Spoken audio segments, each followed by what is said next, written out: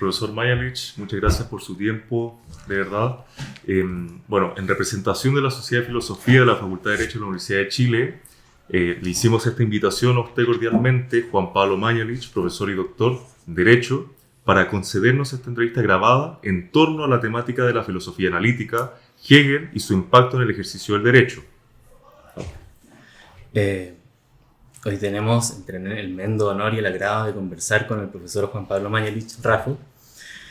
El profesor Mañalich es abogado y licenciado por nuestra Casa de Estudios y doctor en Derecho por la Universidad de Bonn, Alemania. Actualmente se desempeña como profesor titular en el Departamento de Ciencias Penales de la Facultad de Derecho de la Universidad de Chile. Su destacada trayectoria no solo destaca en la dogmática jurídica penal, sino también en la prolífica e indispensable investigación que cruza la teoría de las normas, la filosofía del lenguaje y el idealismo alemán. Precisamente hoy nos convoca un cruce fascinante: la filosofía analítica, el pensamiento de Hegel y su profundo impacto en la concepción y en el ejercicio del derecho. Profesor Mañalich, muchas gracias por acompañarnos hoy. Para abrir la ronda de preguntas, le cedo inmediatamente la palabra a mi compañero Matías. Pregunta número 1. A lo largo de su destacada trayectoria académica, usted ha logrado articular la dogmática jurídica con corrientes filosóficas tan aparentemente diversas como la filosofía analítica y la filosofía hegeliana. ¿Puede usted contarnos cómo surgió en su trayectoria el interés por integrar ambos mundos? Bueno, agradezco la gentil invitación con la que me han honrado, distinguido, y para mí es un auténtico placer disponer de este espacio para conversar sobre estos asuntos que a TIFO son de interés común para la asociación, ¿no? La Sociedad de Filosofía de nuestra facultad, cuya existencia celebro, y claro, como eso quizás se incardina con algunos de mis líneas de trabajo académico. Voy a ir directamente al punto, pero no deja de ser quizá interesante traer a colación la anécdota de que hace un par de días me correspondió impartir una clase de un curso, digamos, coral desde el punto de vista de la composición del cuerpo docente, inserto en el programa de Magíster General con y sin menciones de nuestra facultad. Es un curso que lleva por título Argumentación Jurídica, y entonces las colegas que lo organizaban, la profesora Constanza Aime y Marcela Chabán, me propusieron hacerme cargo de una sesión, y yo les propuse como tema, amarrado a un texto relativamente reciente, parece hace un par de años, de mi autoría, algo que de hecho sirve, yo creo que apropiadamente como quizás un botón de muestra para ilustrar aquello a lo que la pregunta apunta, ¿no? Y porque el trabajo al que estoy haciendo referencia se ocupa de una cuestión que en la superficie al menos parece ser propia de la dogmática jurídico-penal, o sea, cómo interactúa esto que solemos llamar la provisión de analogía con la manera en que habría que entender constreñida la interpretación de la ley penal. Y entonces el abordaje que está planteado en ese texto, y sobre lo cual estuve discurriendo, no sé si para bien o para mal en esa clase, ¿no? Es un abordaje que está inmediatamente anclado al programa de filosofía elaborado por un filósofo probablemente uno de los más connotados en la actualidad, profesor en Pittsburgh, Robert Brandom, que no es el único, pero que a mi juicio encarna muy bien esto que de hecho su propio Dr. Vater, como le gusta recordar a Brandon, Richard Rorty, que era un filósofo, digamos así, heterodoxamente analítico, que ya relativamente temprano en su carrera empezó a mirar con mucho escepticismo esta aparentemente clara demarcación que se hace entre el ámbito de la filosofía analítica de cuño raigambre más bien anglosajona y lo que se da en llamar filosofía continental, como si tuviese clara esa división y uno tuviera referencialmente determinado el campo de lo uno y lo otro, ¿no? Entonces Brandon en ese texto, o en varios de los textos que para mí han sido estimulantes en ese esfuerzo, acomete eso que Rorty, su Dr. Vater, llamó el tránsito de la filosofía analítica desde su fase kantiana a su fase hegeliana.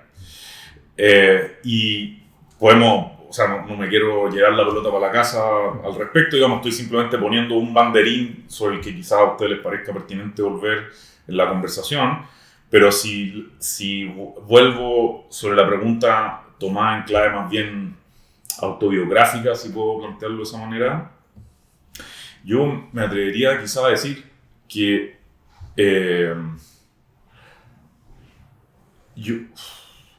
hacia el final de mi formación en el pregrado acá en esta facultad, hace ya varios años, 2 décadas y media, una cosa así,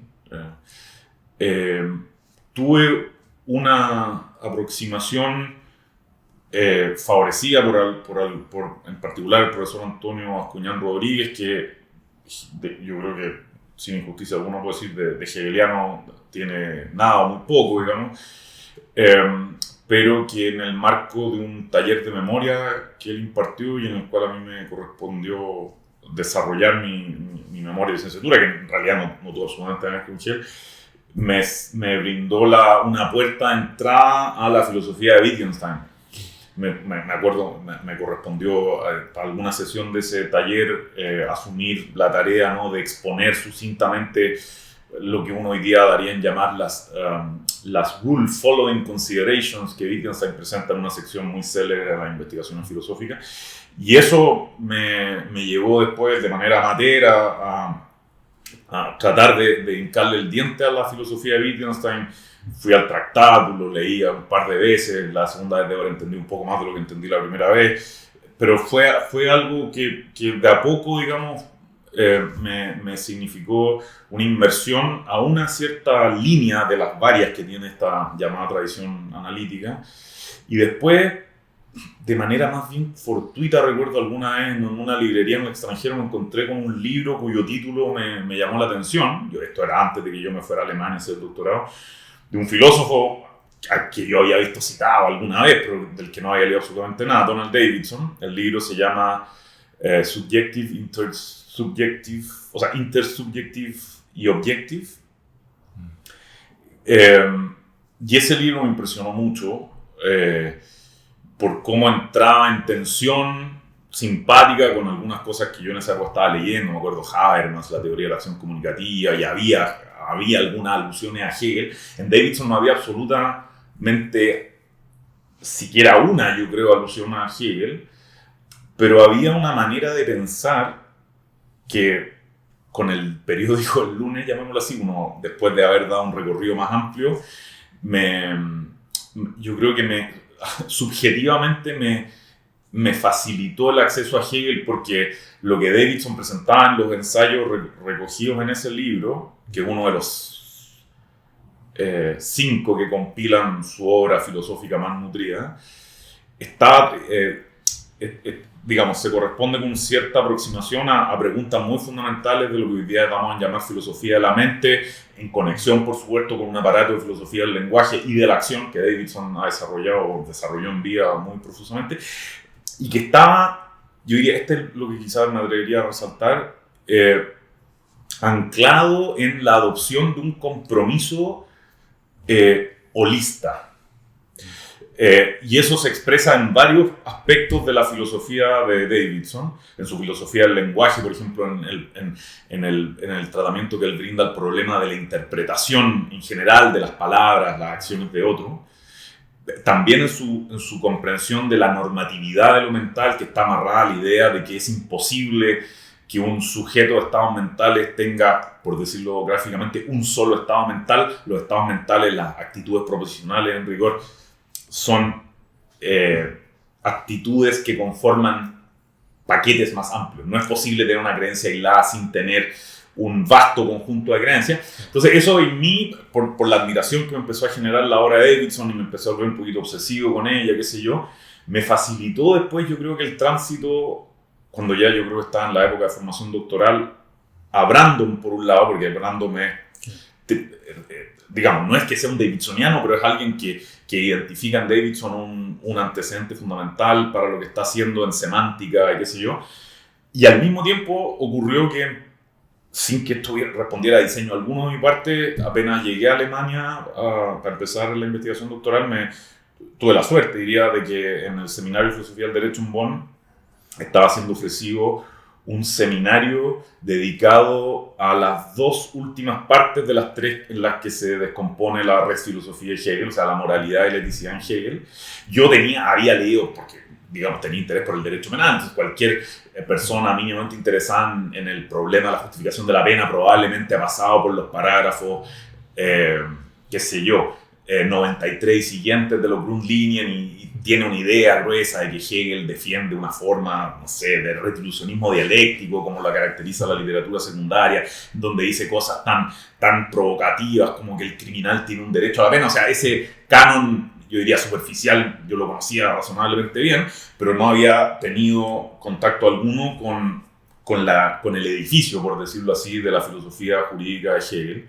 Y el seminario, que hubo un semestre exegéticamente desarrollado, o sea, comentando parágrafo por parágrafo, una sección, pues bueno, no se logra cubrir eso, las dos últimas partes de la filosofía del derecho en un solo semestre, pero me empezó a generar la impresión de que ahí había mucho que sacar en limpio, y en términos menos quizá superficialmente obvios, yo empecé a leer de manera autodidacta, o sea, sin todavía vincularme con aparatos de literatura secundaria, o sea, haciendo el esfuerzo de leer este alemán en alemán, digamos, con su prosa endemoniada, qué sé yo, y en algunos parágrafos que empezaron a llamar mi atención, yo creí detectar que había posibilidad de establecer algunos puentes, y me llamaba la atención, en buena medida por mi ignorancia, que esto no estuviese más reconocido, y a medida que seguí leyendo, dedicándome a esto años después, empecé a darme cuenta que había algo de bibliografía secundaria que atisbaba estas conexiones, pero no era mucha, y Brandon terminó siendo uno de los autores de referencia ahí, no el único. Que sé yo, Michael Quante, que es un filósofo alemán radicado en Münster, que tiene una tesis doctoral fundamental llamada El concepto de acción en Hegel, para leerlo en mi época de investigación doctoral, donde él hace un cruce explícito entre la concepción hegeliana de la acción y lo que Davidson presenta como agencia. O sea, me pareció muy, muy fructífero ese traer a valor presente con el instrumental conceptual riguroso, que lo que quizás hace más atractiva la filosofía analítica, este acervo teórico muy, muy cargado y profundo que uno podía extraer de Hegel. Y simplemente para que sea una idea, años después me encontré con un libro cuyo título quizás nos lleva de vuelta al asunto, ¿no? Un colega, o sea, un amigo filosófico de Brandon, que lo tuvo invitado durante muchos años consecutivamente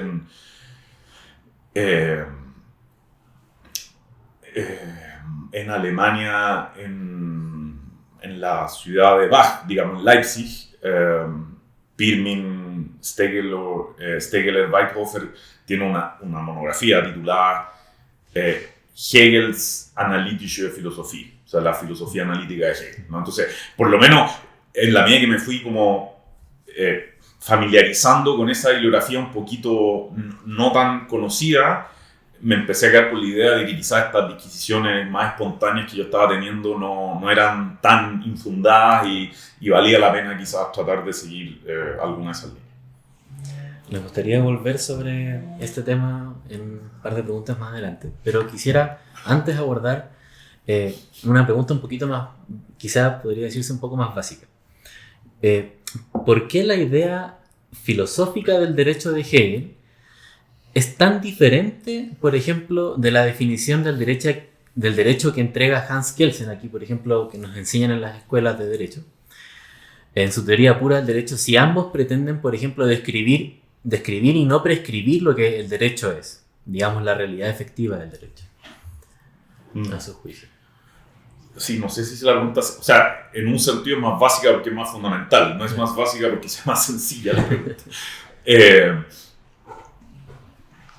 A ver, yo creo que uno puede intentar meterse en el punto en varios planos distintos. O sea, por supuesto, uno podría decir que como neokantiano,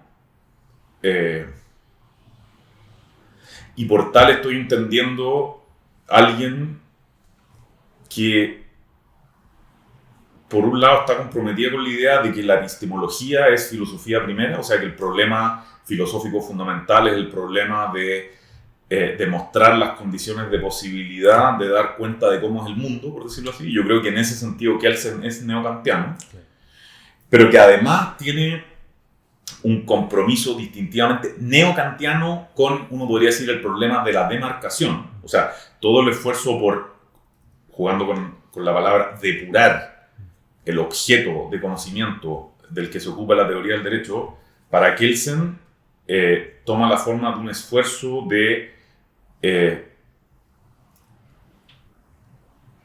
dar cuenta del fenómeno jurídico contradistinguiéndolo de todo aquello que le es externo, ¿no? Yo creo que esa es su pulsión, su pathos teórico fundamental. Y Kelsen es suficientemente explícito a ese respecto. Yo diría sobre todo en la primera edición de la teoría pura, ¿no? Esto, si uno compara la mucho más larga segunda edición con la primera edición, uno puede decir, bueno, creció mucho el texto. Pero yo creo que lo que se pierde de vista es que en la primera edición de la teoría pura, que no es lo que acá se vende en castellano como la traducción, disponible gracias a un esfuerzo de colegas argentinos por Eudeva, porque en realidad esa es la traducción de una versión francesa que es intermedia entre la composición de la primera y la segunda edición. La segunda edición es de 60, la del 60 que aparece en alemán, la primera es de los años 30. Y en la primera edición, Kelsen es mucho más, yo diría, generoso en términos de mostrar el anclaje kantiano de su aproximación metodológica. Y entonces eso yo creo que es fácil es suficientemente claro en el contraste con un abordaje como el que nos propone Hegel, porque el abordaje de Hegel para dar cuenta de lo que es el derecho, por decirlo así, y eso no es casualidad, yo creo que es algo que está amarrado a su proyecto especulativo más global, supone poner lo jurídico sobre un trasfondo que muestra contra la pretensión kelseniana fundamental, yo diría, de que lo jurídico no puede sostenerse a sí mismo. Por eso es que en un parágrafo relativamente temprano de los Grundlinien, creo que el cuarto, Hegel dice que el suelo, el Boden, es la expresión que usa en alemán, sobre el que reposa la filosofía del derecho, o sea, el derecho y su como objeto de tratamiento filosófico es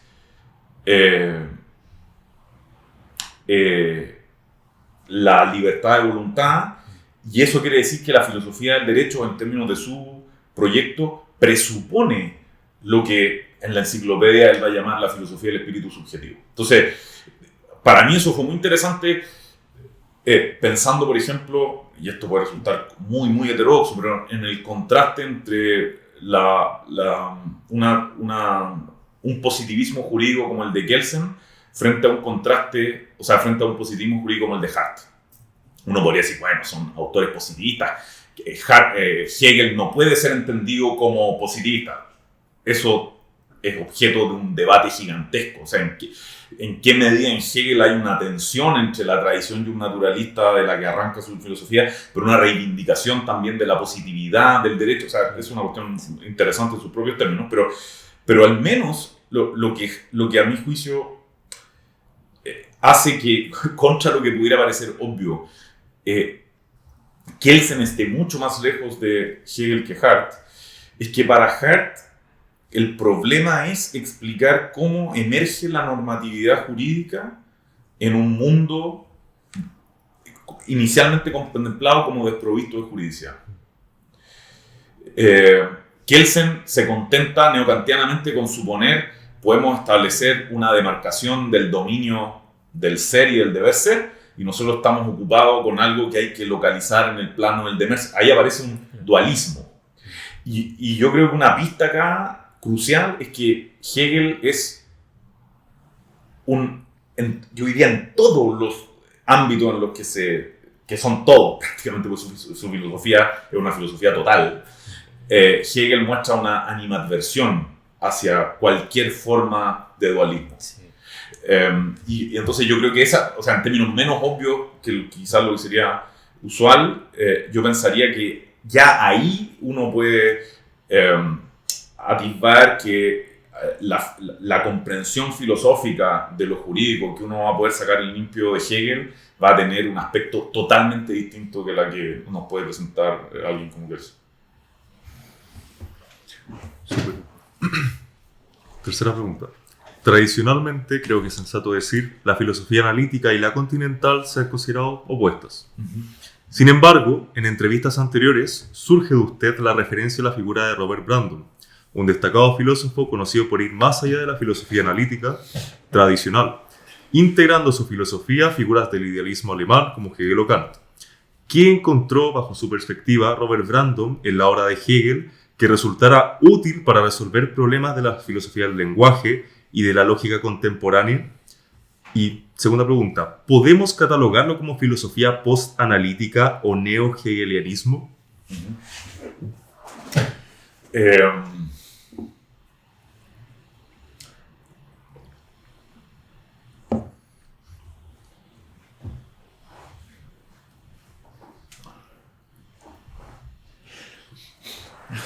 A ver, yo...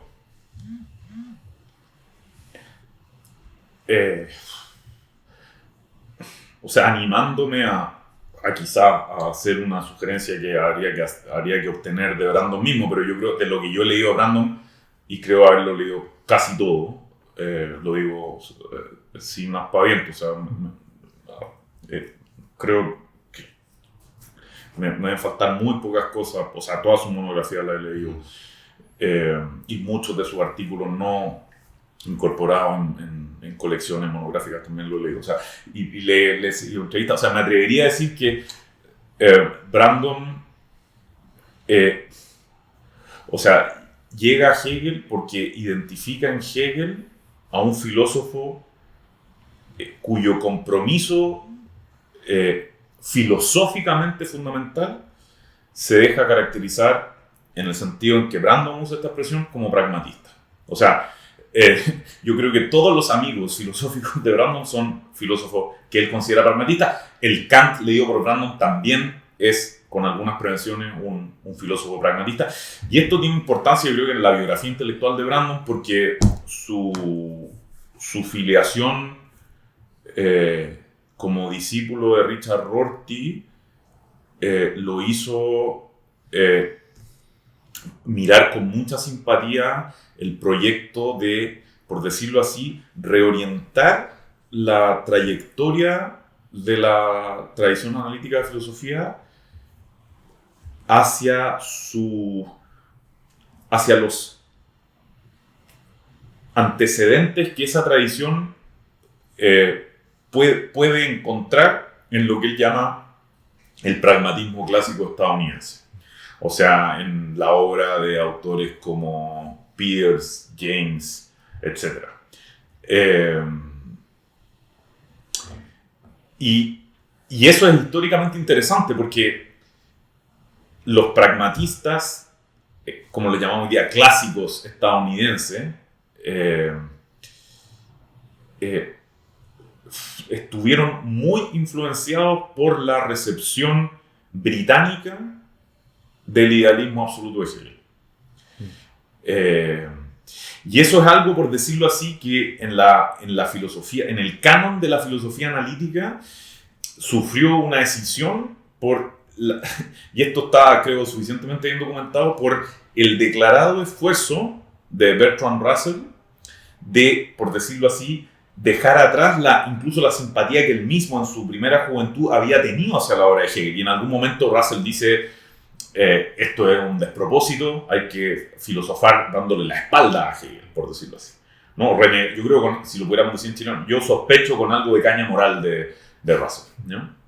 Entonces se impone esta comprensión de la actividad filosófica como fundamentalmente prefigurada por los parámetros de rigor que son propios de la lógica matemática, que Russell y Whitehead desarrollan en los Principia Mathematica. Frege es el gran antecesor, pero Frege, eso es interesante porque Russell tiene una simpatía por una cierta forma de empirismo, no igualmente, yo diría, clara como la del positivismo lógico del Círculo de Viena, pero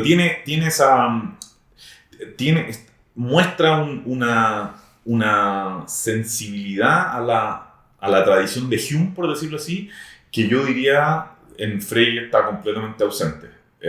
Y Brandon lee a Frege en cierto sentido como un post-kantiano, más que como un neo-kantiano, un post-kantiano.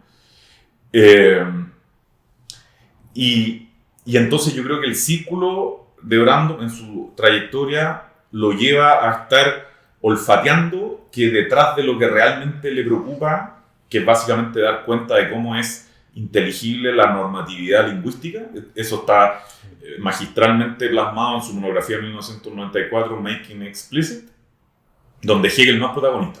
Hegel, uno podría decir, es un zumbido que está en el trasfondo.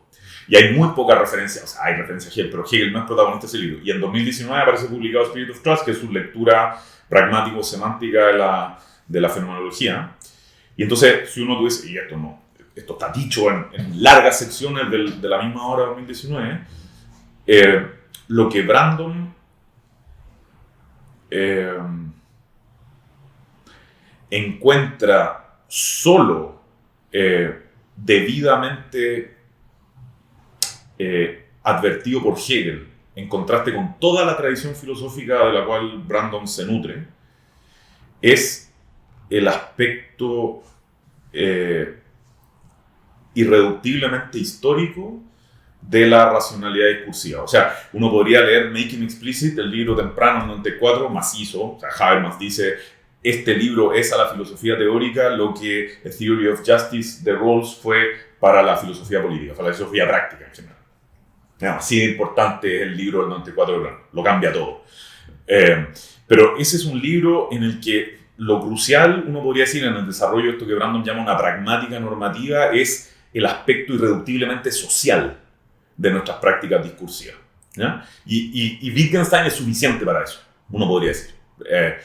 Lo que falta, cree Brandon, y eso solo lo aporta Hegel, es el aspecto no solo social, que en Hegel es capital y está expresado en el tópico del reconocimiento, sino que el aspecto complementario representado o expresado por el tópico de lo que en alemán Hegel en la fenomenología llama Erinnerung, que Brandon traduce como recollection, nosotros al castellano lo podemos traducir como recolección, en el sentido de que pensar solo es posible al modo de aplicar conceptos que tienen el contenido que tienen en virtud de una trayectoria progresiva de determinación, ¿no? Que hace imprescindible, por decirlo así, reconocer tanto la autoridad como la responsabilidad que hablantes pasados han tenido respecto de frente a la responsabilidad que yo asumo al emplear los conceptos que empleo para juzgar, ¿no? O declarar mis intenciones, lo que fuera. Y al mismo tiempo, por esa vía, asumo responsabilidades, compromisos que me vinculan con hablantes futuros de esta comunidad diacrónica al interior de la cual emerge esto que llamamos, lo que Hegel llamaría razón. Entonces, Brandon es alguien que, lo voy a poner así, ¿no? Cuando hay una recensión irónica, sarcástica, que Brandon publica de la fenomenología mientras está trabajando en este libro 2019, Spirit of Trust, que según su título es una recensión intempestiva, donde Brandon reseña la fenomenología como si tratara un libro que hubiera salido publicado ayer, no en 1806, ¿no? Y entonces básicamente les dice a sus colegas anglo, miren, acaba de salir publicado este libro, este es un joven muy ambicioso, que se vale de una prosa bastante impenetrable, pero si uno se da el esfuerzo y lo lee, va a sacar el limpio. Y entonces en algunos pasajes de esta reseña, Brandon se permite el anacronismo, por supuesto, deliberado, de decir, bueno, y en este punto crucial, Hegel, aunque no lo cita, sigue al pie de la letra a su maestro Ludwig Wittgenstein. Entonces, lo que está insinuando es, por supuesto, la reversión de esa relación. El que no está al tanto de su herencia, o al menos no la reconoció explícitamente, su herencia hegeliana es Wittgenstein. Entonces, lo que es revolucionario, y lo es indiscutiblemente, en las investigaciones de Wittgenstein, es algo que, bien leído, Hegel está ya presente, está habitando su pensamiento. En torno a Brandon, ¿por qué la academia actual prefiere la interpretación de un Hegel inferencialista a la interpretación tradicional del siglo XIX de Hegel? Buena pregunta. Yo no sé si uno pudiese adjudicar eso de esa manera, en el sentido de que la academia actual lo prefiera. De hecho, la lectura de Brandon es criticada por especialistas, incluso de la misma tradición anglófana de recepción de Hegel, por ejemplo, Robert Pippin, que es un gran hegeliano estadounidense, que digamos, se ocupa de la filosofía de Hegel en la forma que es característica de la filosofía anglosajona, pero sin estar haciendo algo que Pippin entienda como filosofía analítica. A Brandon le interesa de alguna manera defender el proyecto de la tradición analítica, pero correctamente entendido, y en ese sentido Brandon es suficientemente reduccionista. Ahora, el problema de plantear la pregunta en esos términos es que, claro, uno dice, ¿por qué sería preferible, o de qué punto de vista podría parecer ventajoso leer a Hegel como un inferencialista en vez de leerlo de otra manera? El problema es que yo creo que no es metodológicamente limpio plantear el punto en términos de que si Brandon tiene razón, Hegel es un inferencialista. Entonces, la opción, yo diría, no es leer a Hegel como un inferencialista o leerlo como un no inferencialista. La pregunta es Hegel o no un inferencialista? ¿Qué significa que la filosofía de Hegel sea o no inferencialista? Y yo creo que Brandon es suficientemente audaz en su obra al respecto. O sea, Brandon sostiene que tal como él lo lee, y él admite que su lectura es parcial, que pasa por el lado de un cuerpo de bibliografía secundaria que él no desprecia en lo absoluto, pero de la que no acusa recibo, básicamente porque él cree, o él piensa, que hasta su reconstrucción no se ha entendido qué es lo que Hegel estaba haciendo.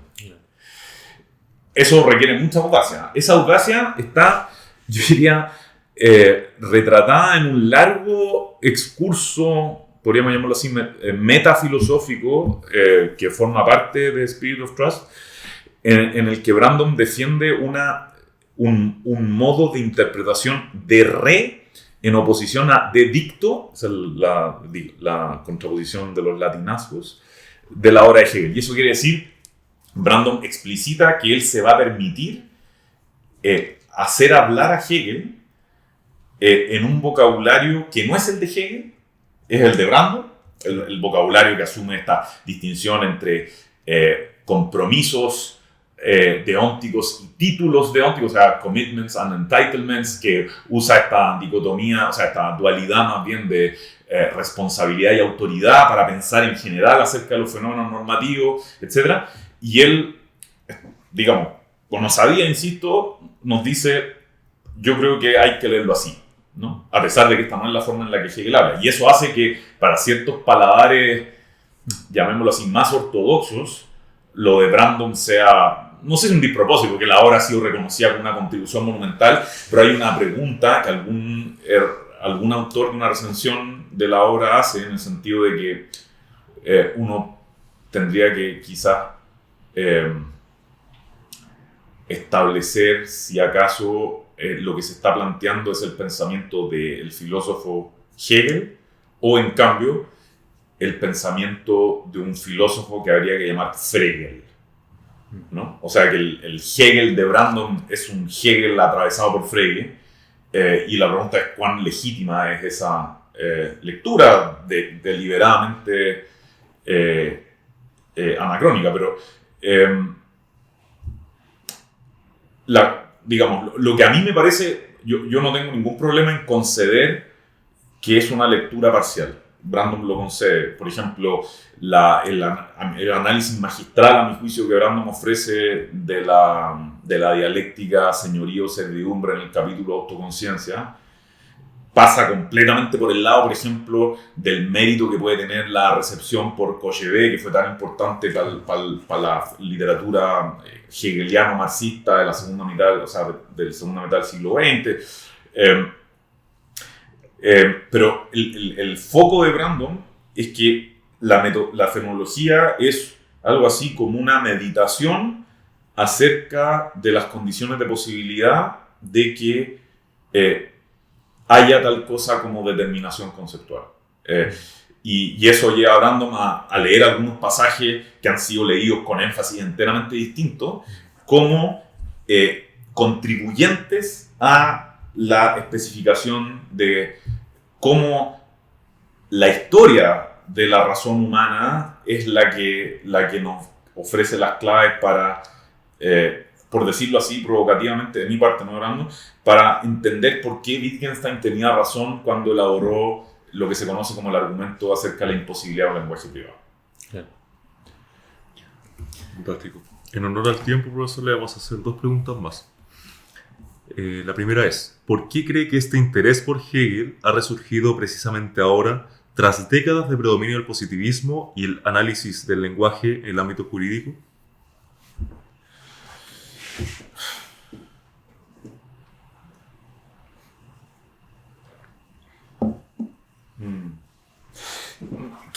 A modo como de un gesto para sugerir por dónde yo creo que tendría que ir la pregunta, que quizás daría pie para tener que organizar un seminario anual, digamos. Pero hay a propósito de lo que teníamos planteado antes acerca de como la rigidez con la que se ha tendido a asumir la división entre filosofía analítica anglosajona y filosofía europea continental, etc. Hay un autor bien interesante y en mi propia formación bien fundamental, cuya biografía es suficientemente prototípica del fenómeno mismo, que es Ernst Tugendhat. Tugendhat es un filósofo de ascendencia judía cuya familia abandona Europa, la Europa de habla alemana, con ocasión de en conexión con el periodo de dominación nacional socialista, se instala en Venezuela, por eso es que llegó a hablaba, quienes lo conocían directamente decían que hablaban español con un acento como venezolano, y entonces tiene interés por estudiar filología, se va a alguna universidad de Estados Unidos, estudia filología, y entonces ahí en el circuito de la época tiene una aproximación preliminar a la filosofía de Heidegger, y entonces dice esto hay que ir a estudiarlo, entonces regresa a Europa, regresa a Alemania para formarse con Heidegger, y entonces lidiando con la obra de Heidegger, dice él en algo que leí hace muchos años, como autobiográfico, dice él, me formé paulatinamente la impresión de que había, y me acuerdo del adjetivo en alemán que usaba Tugendhat, algo etwas trügerisch, que sería algo así como tramposo, ¿no? en el filosofar de Heidegger. Entonces, para entender bien dónde eso radicaba, dice Tübingen, me impuse la tarea de formarme en el canon de la filosofía analítica, se fue a Inglaterra y terminó escribiendo un libro extraordinario que se llama, traducido al español, el título literal sería Introducción a la filosofía analítica del lenguaje. Ese libro tiene en su versión completa solo la edición alemana y hay una traducción al inglés con un título que de hecho va al callo de lo que usted planteaba antes, Between Analytic and Continental Philosophy, una cosa así. Y en castellano solo fueron traducidos los primeros, creo que 5 capítulos, debe tener más de 20 capítulos la obra, en un libro grueso, y apareció en Gediza creo que con el título Introducción a la Filosofía Analítica. O Introducción a la Filosofía Analítica. Pero uno en castellano, en la versión castellana, se pierde mucho de lo técnicamente depurado de la obra, y es increíble. O sea, yo creo que si uno quiere como familiarizarse en rigor con el canon de la filosofía analítica del lenguaje, no hay mejor texto que ese. Es del 70 en alemán debe ser 79, o sea, ya tienes, pero, o sea, entender bien la distinción entre sentido de referencia, entre intención y extensión, el problema de la conexión entre verdad y significado, o sea, realmente, o sea, yo creo que uno se haría un gran favor, cualquiera sea su trayectoria intelectual, de dedicarle unos meses a ese libro, o sea, no tiene desperdicio. Y hay una cosa que dice, cuando está lidiando con la versión de teoría de los actos de habla de Searle, su distinción entre fuerza ilocutiva y contenido proposicional, que también es parte del canon. Y entonces dice de Searle, el problema de Searle es que Searle abandona el problema donde el problema comienza. Eso, este es el gesto que quería hacer, no me olvidé su pregunta. Yo creo que la insatisfacción, o al revés, la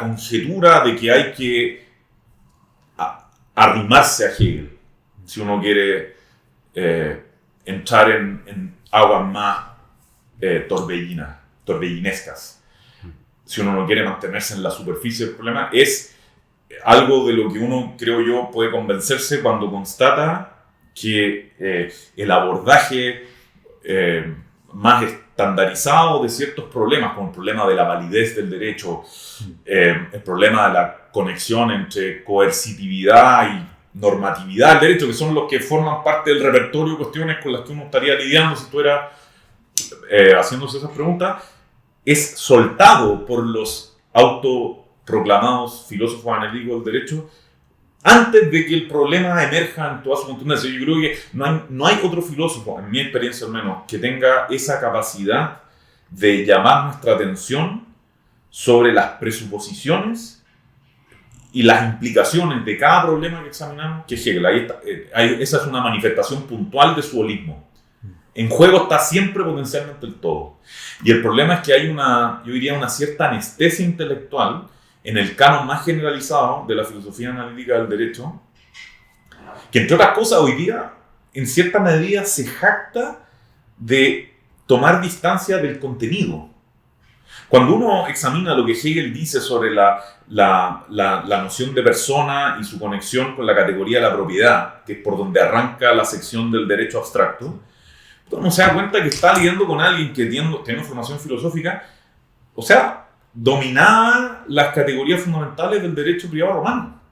Entonces, esta actitud como autoindulgente de decir, yo estoy haciendo solo filosofía del derecho. No, hacer filosofía del derecho es ocuparse filosóficamente del derecho. Y entonces yo creo que, para mí, el instrumental rigurosamente clasificatorio que provee la filosofía analítica es irrenunciable, pero es un instrumental.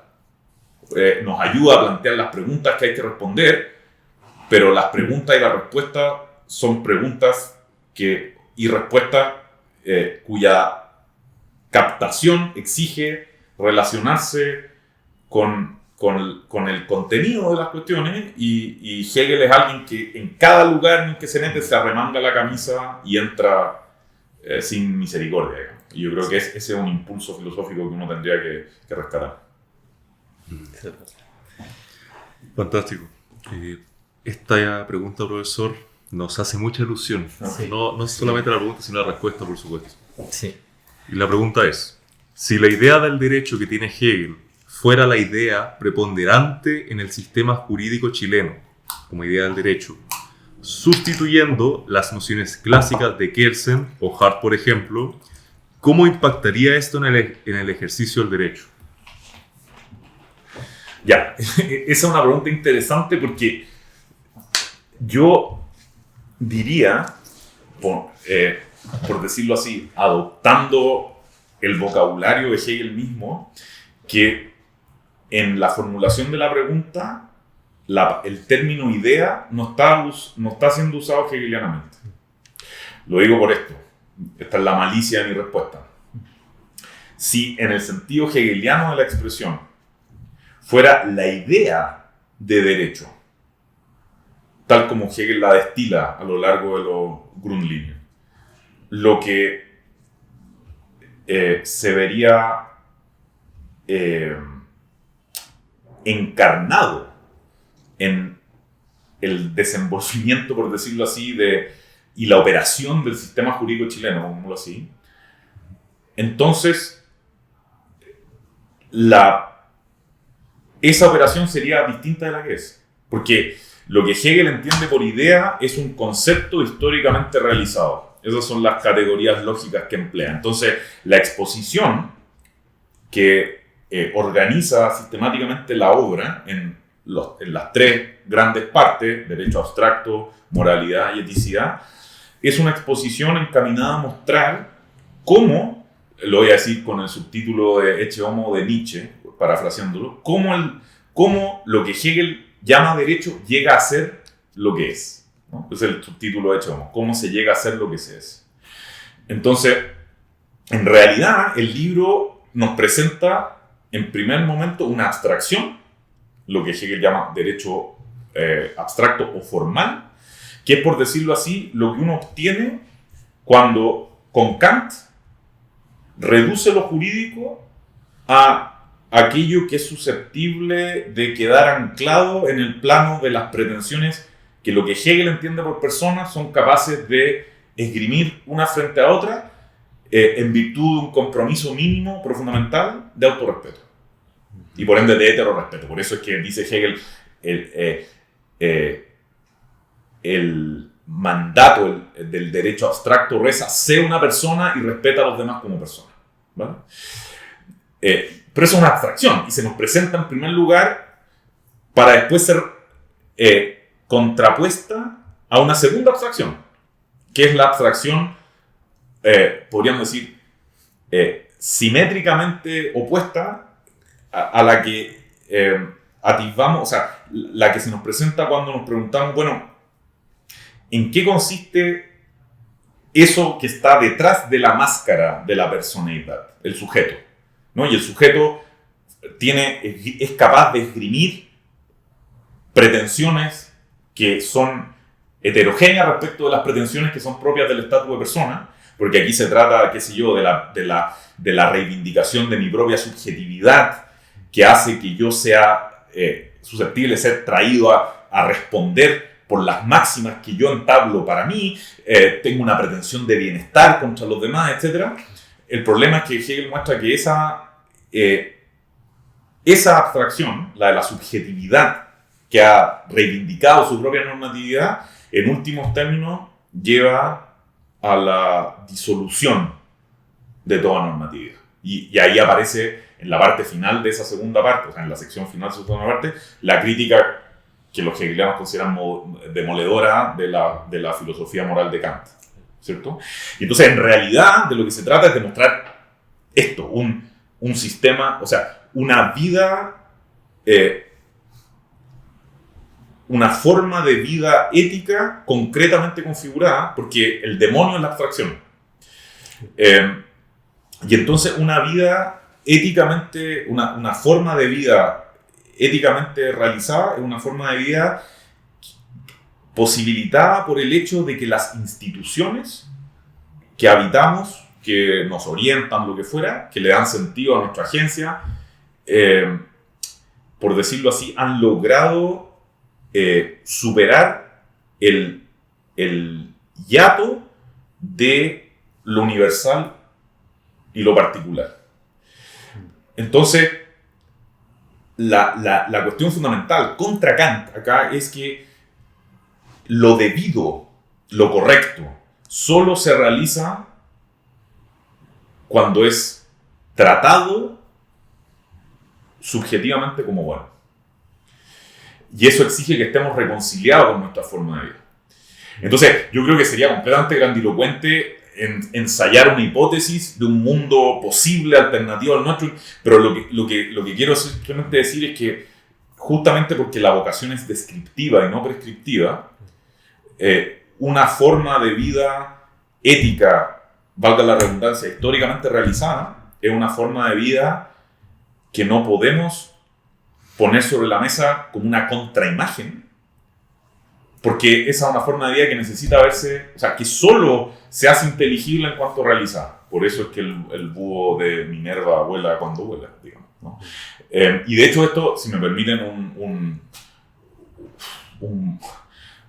ahora que estamos en época muy idealista, una finta quizás demasiado obscena, yo esto lo vincularía con algo que a mí me impresionó mucho leyendo años luz atrás, la filosofía de la religión de Hegel. Son lecciones, no es una obra, donde se dice algo así como que, en singular, esto es bien importante, el pecado, ¿no? Está hablando de la caída en la jerga del protestantismo, ¿no? O sea, lo que en la tradición católica se conoce el pecado original, lo que los alemanes lo traducirían como la caída. El pecado es única y exclusivamente imaginar un mundo alternativo. Entonces ese es un pecado especulativo. Y Hegel no tendría ninguna pretensión de decir el pecado en el sentido más coloquial de la expresión es manifestación de ese pecado especulativo, ¿no?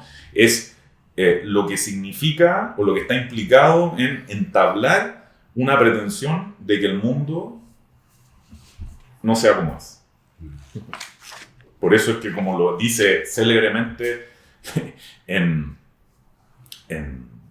no al inicio de la filosofía del derecho, ahí está la clave de por qué lo que es racional es actual, que sería la traducción más exacta, y lo que es actual es racional.